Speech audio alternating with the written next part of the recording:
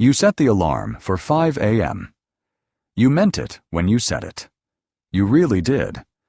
But when it goes off, your hand moves to the snooze button before your eyes even open. And just like that, the version of yourself you were trying to build gets delayed by another day. This happens to almost every person alive. And for a long time, scientists, philosophers, and self-help gurus blamed the same thing: laziness, weakness, a lack of willpower. But that explanation is wrong. And the real answer is far stranger than you think. Your brain does not hate discipline. It is not wired for failure. In fact, your brain is running a program so sophisticated, so ancient, and so perfectly optimized that it makes discipline feel like pain on purpose. And once you understand why, you can use that same program to make discipline feel like pleasure instead. Here is where it starts. Your brain has one job above everything else: not to make you successful, not to make you happy, not to help you hit your goals. Its job is to keep you alive using as little energy as possible. That is it. That is the whole mission. Every thought you have, every habit you form, every moment you feel resistance, it all flows from that single ancient directive. Neuroscientist Lisa Feldman Barrett has spent decades studying how the brain actually works, and her findings overturn almost everything the self-help world assumes. The brain, she found, is fundamentally a prediction machine. It is constantly running simulations of the future, calculating the cost of every action, and then deciding whether the energy required is worth the expected reward. When the expected reward is vague, distant, or uncertain, the brain votes against the action. Every time. This is why discipline feels hard, not because you are weak, but because your brain is doing exactly what it evolved to do. Going to the gym has a cost that is immediate and certain: sore muscles, breathlessness, discomfort. The reward is abstract. Future health, future attractiveness, future confidence. To your ancient brain, vague future rewards are not rewards at all. They are guesses. And no well-calibrated survival machine bets energy on a guess. So what changes when discipline starts to feel easy? What is actually happening in the brains of people who seem to love hard work? The answer comes from a landmark study in the 1990s by neuroscientist Wolfram Schultz. He was studying dopamine in monkeys. He expected dopamine to spike when the monkeys received a reward: a squirt of juice, a treat. And it did. But as the experiment continued, something unexpected happened. The dopamine stopped firing at the moment of reward. It started firing at the moment the monkeys saw the signal that a reward was coming. The cue. Not the prize. The anticipation. Dopamine, it turned out, is not a pleasure chemical. It is a motivation chemical. It fires in response to the prediction of reward, not the reward itself. And that changes everything. Your brain does not get excited about what you have. It gets excited about what it believes it is about to get. And here is the key. If your brain learns to predict that discipline leads to reward, it will start releasing dopamine the moment you begin the disciplined behavior. Not after. Before. The resistance disappears. The action starts to feel magnetic. Not because the work got easier, but because your brain reclassified it. This reclassification is what people call a habit. But it is more precise than that. Psychologist Anne Gray-Bayel at MIT has studied the basal ganglia, the deep brain region where habits are stored, for over 3 decades. Her research shows that when a behavior is repeated consistently in the same context, the brain literally rewires itself. The decision-making prefrontal cortex goes quiet.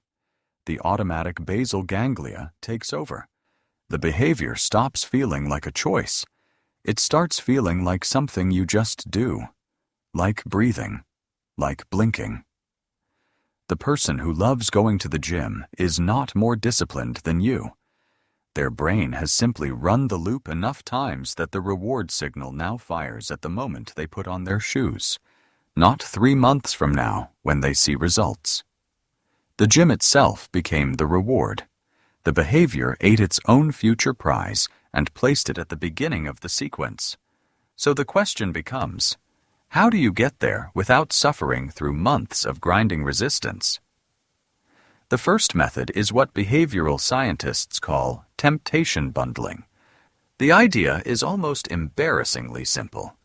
You pair something your brain finds immediately rewarding with the disciplined behavior you are trying to build. You only listen to your favorite podcast when you walk. You only watch the show you love when you do your meal prep. You only have that specific coffee when you sit down to work. What you are doing is teaching your brain a new prediction, that the disciplined action reliably precedes something it already wants. And dopamine fires on predictions, remember? The behavior starts to pull you toward it before you even consciously decide to begin. The second method sounds like cheating, but it is neuroscience. Make the hard thing smaller. Not easier, smaller. Your brain's threat detection system, anchored in the amygdala, activates in proportion to perceived effort. A 2-hour workout feels threatening. A 5-minute walk does not. A blank page for a 1,000-word essay feels paralyzing. Opening a document and writing one sentence does not. The moment you take the first small action, something shifts. Your brain registers the behavior as non-threatening. Dopamine begins to flow in anticipation of progress, and momentum builds. Stanford psychologist B.J. Fogg spent years studying this effect and built an entire behavioral design system around it. The insight at its core is that motivation follows action. You do not wait until you feel ready to begin. You begin so small that feeling ready becomes irrelevant. Then you feel ready after. The third method is the one almost nobody talks about. You have to make your future self feel real to your present brain. Remember that your brain discounts vague future rewards. The more abstract your future self feels, the more your brain will sacrifice that person for comfort right now. UCLA neuroscientist Hal Hershfield ran a study where he showed participants digitally aged photographs of themselves and asked them to make financial decisions. The participants who saw their aged face consistently saved significantly more money than those who did not. They felt a stronger sense of connection to the person they were going to become. The future became real. And when the future feels real, present discipline feels justified. You can do this without a photograph. Close your eyes. Put a name to the version of yourself who kept the discipline. What does their day look like? How do they carry themselves? What do people say about them? The more vividly you construct that identity, the more your brain treats the disciplined action as a present tense investment rather than a vague sacrifice for someone you have never met.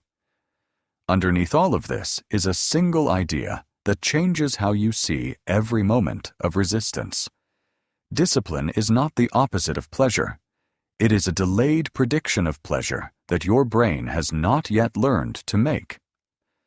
The person who finds discipline easy is not fundamentally different from you. They have simply run the loop enough times that their brain now fires dopamine at the start of the behavior, instead of imagining it might fire at the end. You are not broken when the alarm goes off and your hand moves to snooze. Your brain is working perfectly. It is protecting you from uncertain costs with no predicted return. The only question is whether you're going to keep letting that ancient program run unedited, or whether you're going to start feeding it new predictions. Small ones, paired ones, real ones, ones it can believe. because the moment your brain believes the reward is coming, it stops being the enemy. It becomes the engine. And somewhere, a version of you sets the alarm and does not hit snooze, not because they are stronger, but because their brain already knows what comes next.